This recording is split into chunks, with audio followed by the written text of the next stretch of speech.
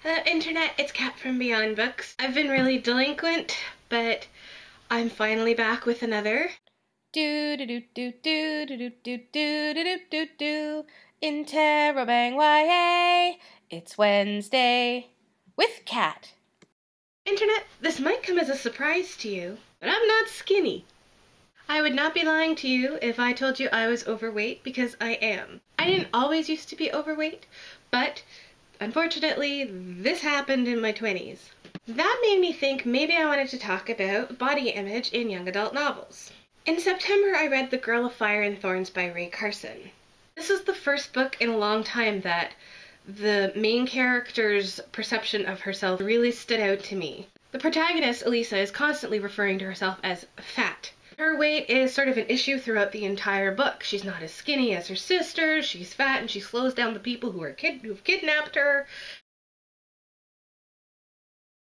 When I wrote about this book on my blog, I actually addressed the whole fat issue, and this is the first time that it's really jumped off the pages with me. And it started to make me question body image in young adult novels, and body image in teenagers and young kids just in general. These are issues that don't really get touched on in young adult novels, except sometimes the main character, especially if she's a girl, is constantly looking at, the girls around her, and she's plain, and she's not as skinny and tall as other people. I'm so sick and tired of people obsessing over what they look like, what they weigh, what they're ingesting. And in The Girl in Fire and Thorns, Elisa apparently is supposed to be really pretty, but people only start to realize she's pretty once she's lost all this weight after hiking through the desert.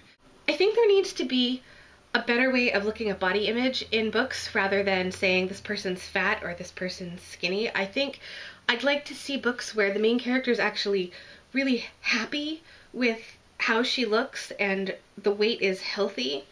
I was just trying to read another debut novel for 2012 and I was turned off immediately because the main character was focusing way too much on body type.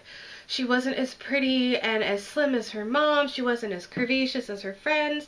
Like I said, normally these things don't jump out at me on the pages, but the more I think about it, the more I don't think body image is properly handled in books. One of the things I think I like about middle grade books versus young adult books is that body image in middle grade books is never an issue. It's never, you're not identifying the character by what size they are. They have brown hair and I don't know. I had a point when I started this, but I'm really not expressing it very well. For teens and young kids, I think body image is something that should be taught, addressed in a way that celebrates everybody's different body type. So yes, so celebrate your body with all its imperfections because nobody is going to be perfect. I am short and stout. I'm a little teapot, short and stout. I prefer when characters in novels do not harp on what they look like for the entire book. You can give me a description of the character at the beginning of the book so I kind of have an idea of what they look like, but if they're constantly referring to their big nose or their wide hips or their, or the, 5 or 6 pounds that they need to lose, you've lost me. I really should have written things down because when I was going to bed last night, I totally had a really great internal monologue going on that was a lot more eloquent and just a lot more eloquent and well thought out. So Internet, love your bodies, love yourselves, and authors, please write me a story where a main character is not perfect, not tall and skinny, maybe short and stout, and has purple hair, possibly named Cat. And if you're writing about an overweight main character, authors, please do not have them constantly harping over the fact that they are overweight. Do not have other people call them fat. Do not. Just have them love themselves. Have them eat a frickin' cookie or cake. Cake is important. I guess that's it, Internet. And this was not eloquent at all in any way, shape, or form.